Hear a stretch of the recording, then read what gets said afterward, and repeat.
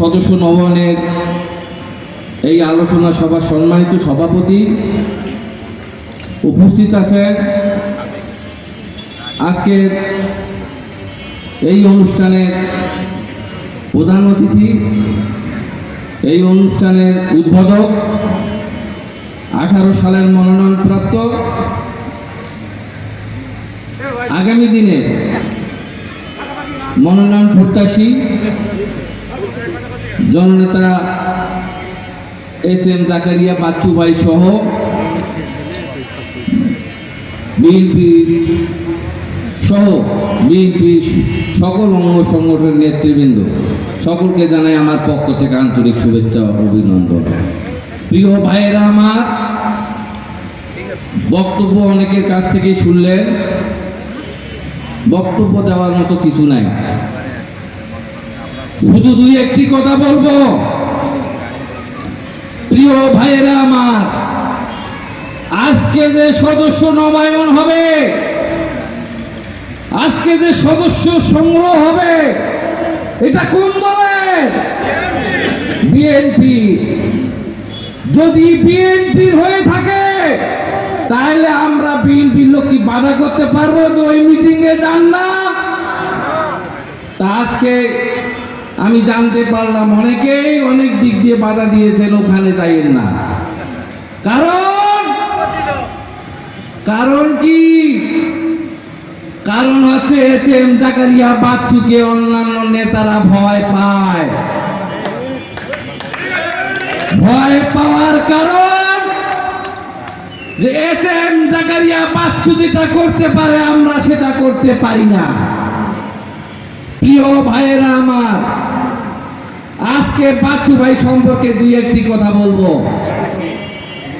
এই বাচ্চু সাহেবের ধারের কাছে আমার মনে হয় পার্বতীপুর ফুলবাড়িতে শুধু বিএনপি নয়, যতগুলো দলের নেতৃবৃন্দ আছে তারা কেউ বাচ্চুর ধারের কাছে আসতে পারবে না। কারণ বাচ্চু একজন বিশিষ্ট সমাজসেবক। উনি যে সমাজসেবক কাজগুলো করেছেন পার্বতীপুর ফুলবাড়ির কোন নেতা করতে পারে নাই। প্রিয় ভাইয়েরা আমার, আজকে তার অবদান সম্পর্কে আপনারা জানেন, অনেকেই বলল, যেমন প্রতিটি ইউনিয়ন, আমি উনি তো উত্তরবঙ্গে কাজ করেছেন, উত্তরবঙ্গের কথা আমি বলবো না, আমি শুধু পার্বতীপুর ফুলবাড়ি সম্পর্কে দুই একটি কথা বলবো।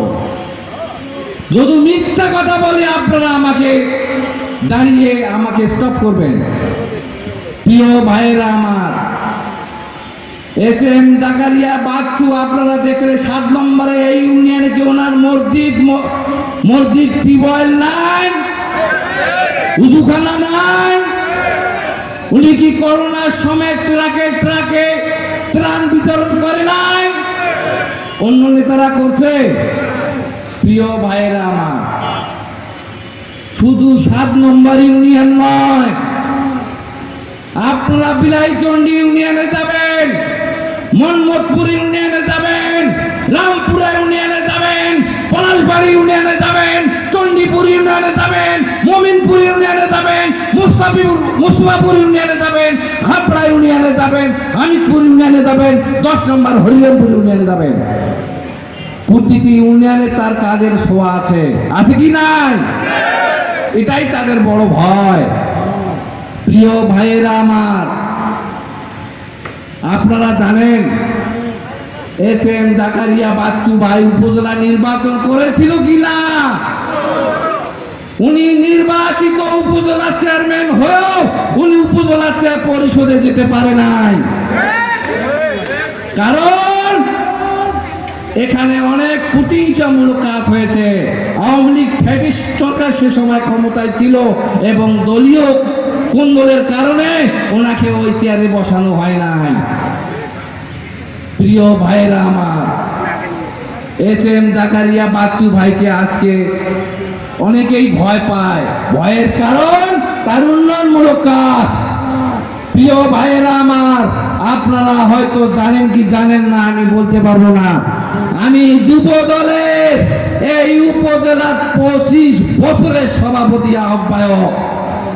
আমি ছাত্র জীবনে 10 বছর আহ্বায়ক সভাপতি ছিলাম। এই উপজেলার 35 বছরের সভাপতি আহ্বায়ক আমি। অন্য কেউ আছে কি ছিল না আমি বলতে পারবো না।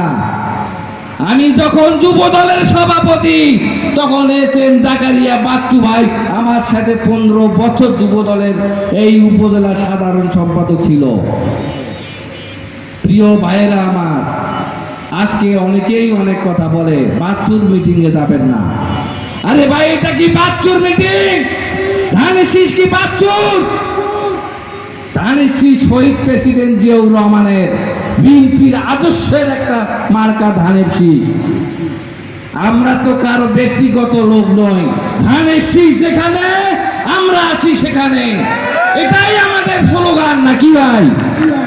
কিন্তু আজকে নেতারা আজকে দেখেন মিটিং এ আসতে বারণ করতেছে।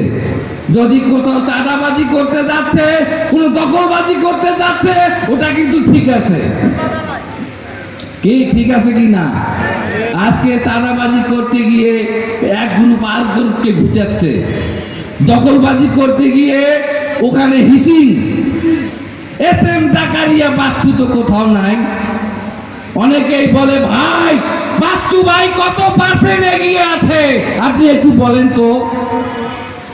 আমি বলি যে বাচ্চু ভাই একদিক দিয়ে 100% এগিয়ে আছে, যেখানে অন্য কোন প্রার্থী এগিয়ে নাই।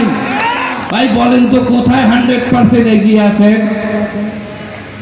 বাচ্চু ভাই কোনো চাঁদাবাজি করে না, বাচ্চু ভাই কোনো দখলবাজি করে না, বাচ্চু ভাই কোনো চাঁদাবাজকে সাথে রাখে না, কোনো দখলবাজকে সাথে রাখে না। এই দিক দিয়ে বাচ্চু ভাই 100% এগিয়ে আছে। আজকে আপনাদের ডানে বায়ে কারা, উত্তরে কারা, দক্ষিণে কারা? আজকে দেখেন অমুক সম্রাট তমুক সম্রাট, ওরা কাদের সাথে বলেন? সম্রাট বাহিনীরা কাদের সাথে? বাচ্চুর সাথে। তাইলে আপনারা তো অবৈধ সম্রাটদেরকে প্রশ্রয় দেন। আপনারা হচ্ছেন অবৈধ সম্রাটদের নেতা, বিএনপির নেতা নন। বিএনপির নেতা এসএম জাকারিয়া বাচ্চু, যার কোনো কলঙ্ক নাই। প্রিয় ভাইয়েরা, আমি কি ভুল বলতেছি নাকি? ভুল বললে বলবেন। বিষয়টা হলো, অনেকে বলে মাসুম ভাই তুই খালি এক জায়গায় যাইস, মানে ভাই মুই যে ক্যাটাগরি সেই ক্যাটাগরি লোকের সাথে আছে। আমার কি, আমি পার্বতীপুর কোন চাঁদাবাদের সাথে জড়িত নাই, কোন মাদকের সাথে জড়িত নাই, কোন দখলবাদের সাথে জড়িত নাই, বাচ্চুও তাদের সাথে জড়িত নাই। অতএব বাচ্চু যেরকম আমিও সেই রকম। প্রিয় ভাইয়েরা আমার, আছে বাচ্চুকে ভয় কেন? আজকে বাচ্চু ভয় পাওয়ার কারণ আছে তো। এসএম জাকারিয়া বাচ্চু 18 সালে মনোনয়ন প্রাপ্ত হয়েছিলেন। বিএনপির ভারপ্রাপ্ত চেয়ারম্যান জনাব তারেক রহমান, তার কাছে এসএম জাকারিয়া বাচ্চু তার মেমোরিতে আছে। আপনারা জানেন 18 সালে অনেক ভাইটাল লোক কিন্তু মনোনয়ন নিয়েছিল, নেয় নাই? আমাদের নেতারুল হক ভাই নিয়েছিল, বাচ্চু ভাই নিয়েছিল, মতি মামা নিয়েছিল, হাজি মনসুর মামা নিয়েছিল। তারা সবাই তো যাদের নাকি। কিন্তু বাচ্চু ভাইকে মনোনয়ন প্রাপ্ত করলো কেন? এখানেও কিন্তু কারণ আছে। কারণ তার ব্রিটিশ খতিয়ান, তার পাকিস্তান খতিয়ান এবং বিএস খতিয়ান, বাংলাদেশ খতিয়ান সব তারেক রহমান ডাটা নিয়েছে। সব খতিয়ান যাচাই বাছাই করে বাচ্চু সাহেবকে মনোনয়ন প্রাপ্ত করেছিলেন। প্রিয় ভাইরা, আমি আশা রাখি, আমাদের বিশ্বাস, ইনশাআল্লাহ আগামীতে আল্লাহ সহায় থাকলে আর আপনারা পাশে থাকলে এসএম জাকারিয়া বাচ্চু এই আসনে মনোনয়ন পাবে ইনশাআল্লাহ। প্রিয় ভাইরা আমার, তারেক রহমান বলে দিয়েছে কোনো চাঁদাবাদ চলবে না, কোনো দখলবাদ চলবে না। যদি কারো বয়স স্পেয়ার হয় তারাও কিন্তু চলবে না। তারুণ্য তারেক রহমান বলে দিয়েছে আগামীতে যুদ্ধে যাওয়ার সময় তার, ধানের শীষ হবে তার। প্রিয় ভাইয়েরা আমার, আমি শুধু দুই একটি কথা বলবো। অনেকেই বলছে আমরা 100% টিকিট পাচ্ছি। একদিন আমার বলতেছে একজন যে মাসুম ভাই আমরা তো টিকিট পাই গেছি। মানে ভাই টিকিট পাচ্ছি তাইলে তারেক রহমান তো আর মনোনয়ন বিক্রি করার দরকার নাই, ধানের শীষ দিয়ে পোস্টার ছাড়ি দেওয়া যে ধানের শীষে অমুককে ভোট দিন, নাকি টিকিট দিয়ে তো পাওয়া গেছে তাইলে তো আর দরকার নাই, তাইলে তো নিয়ম কানুনের দরকার নাই, আইন কানুনের দরকার নাই। এরকম তারেক রহমান তৃতীয় আসনে বলবে যে তুই টিকিট পাচ্ছিস, তুই টিকিট পাচ্ছিস, তুই টিকিট পাচ্ছিস, তাইলে তো মনোনয়ন বিক্রি হবে না, মনোনয়ন ভোট বসবে না, তারেক রহমান সাক্ষাৎকার নিবে না। দুদিন পর কথা মাসুম ভাই তুই তো ঠিক করছিস, কথা এটা ভুয়া কথা। মানে ভুয়া লোকের পাশে থাকেন, ভুয়া কথা বলে, ভুয়া নেতৃত্ব ছেড়ে দাও, সঠিক নেতৃত্বে চলে আসো, তাহলে সঠিক কথাটা জানতে পারবেন। প্রিয় ভাইয়েরা আমার, প্রিয় ভাইয়েরা আমার, আজকে আপনারা দেখেন যে বিএনপি ওরা কিন্তু অমুক নেতার গ্রোথ গেলে কায় কায় গেছে, অমুক অমুক গেছে, অমুকের গ্রোথ কায় কায় গেছে, অমুক অমুক কায় গেছে। আরে ভাই যে যার কাছে যাও, ওরা তো আওয়ামী লীগের কাছে যায় নাই, ওরা তো বিএনপির কাছে গেছে। অত ডাটা কালেকশনের তো কোনো দরকার নাই। দরকার আছে ভাই? সবাই তো ধানের শীষ এলো, বাচ্চু ভাই তো ডাইরেক্ট বলে যে ধানের শীষ যে পাবে আমি আগে ধানটা নিয়ে যাবো।